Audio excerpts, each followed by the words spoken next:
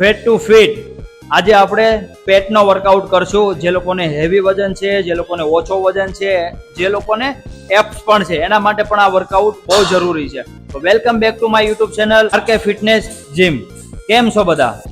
કેમ છો મારી યુટ્યુબ ફેમિલી? મજામાં?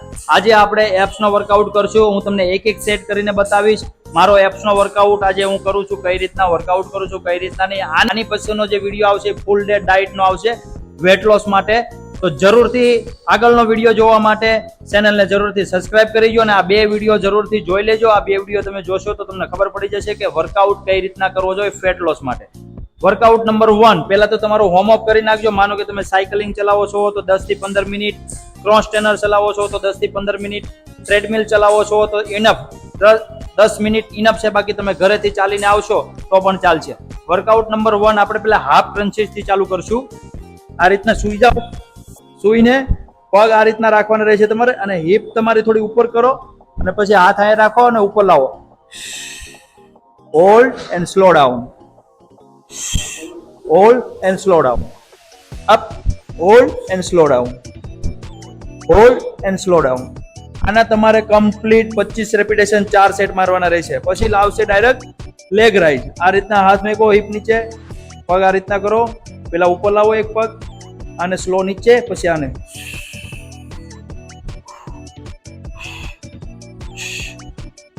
જ્યારે પણ તમારો પગ નીચે ઉપર આવે છે ત્યારે બ્રીથ આઉટ કરવું બહુ જરૂરી છે. તો આના પણ તમારે વન સાઈડ 25, આ બાજુ 25, 50 રેપિટેશન નો એક સેટ, એવા 3 મારવાના રહેશે. પછી આવશે ડાયરેક્ટ સાઈડ ક્રન્ચીસ. આ રીતના રાખો, હાથને આ રીતના રાખો, આ હાથને આ બાજુ મેકવાનો છે, ઉપર આવે એટલે બ્રીથ આઉટ.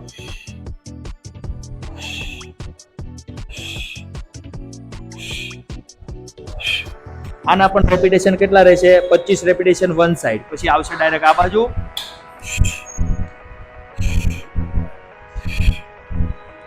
પચીસ રેપિટેશન 3 સેટ બધાના મારવાના રહેશે. અને બ્રીથ આઉટ હું શું કામ કરું છું? બ્રીથ આઉટ કરું છું એના કારણે કે તમે બ્રીથ આઉટ કરશો એના લીધે તમારું ફેટ પણ બહાર નીકળશે, સ્વેટિંગ થશે.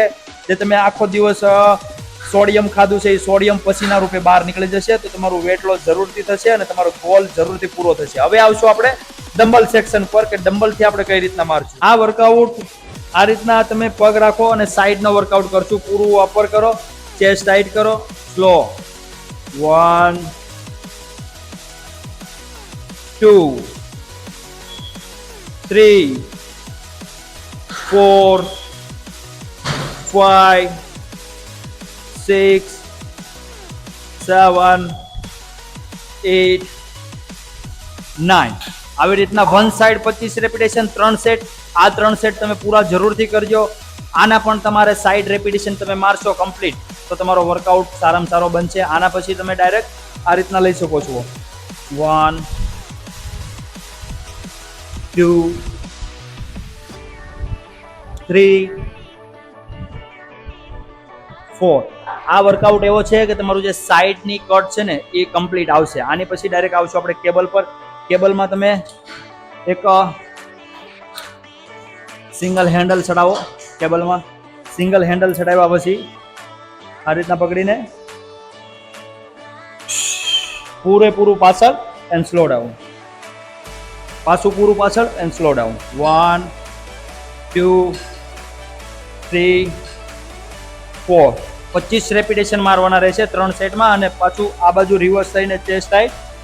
1 2 3 4 5 6 કમ્પ્લીટ. આના પણ 25, આ બાજુ પણ 25. અને તમે જો લટકી શકતા હોય તો આ બાજુ મારશું, નકર લેગ રાઇઝ મારશું. જો લટકી શકતા હોય તો આ રીતના મારવાનું રહેશે. આ કરીને 1 2 3 4 5. જો આ તમે ન મારી શકતા હોય તો પછી કઈ રીતના મારશું?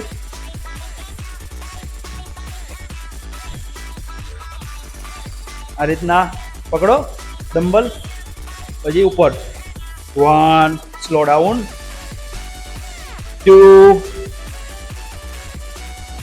3. તમારી પૂરી બોડી વાઇબ્રેટ મારવા મળશે નીચે લાવીને ઉપર. આ રીતના તમે 25 રેપિટેશન મારશો તો તમારો હેવી એક એપ્સ વર્કઆઉટ થઈ જશે. અત્યારે આપણે સ્લો વર્કઆઉટ કરીએ છીએ એનું કારણ છે કે આટલો વર્કઆઉટમાં તમારા એપ્સ કવર થઈ જશે અને રોજ જે આ વર્કઆઉટ તમે ફોલો કરશો તો પણ કાંઈ વાંધો નથી. હવે લાસ્ટમાં મારશું ફ્લેન્ક. આ રીતના પેલા પોઝિશન ઓકે કરો, બરાબર. પછી આવી રીતના પગ રાખીને બોડી ઉપર શ્વાસ ધીરે ધીરે બહાર કાઢો.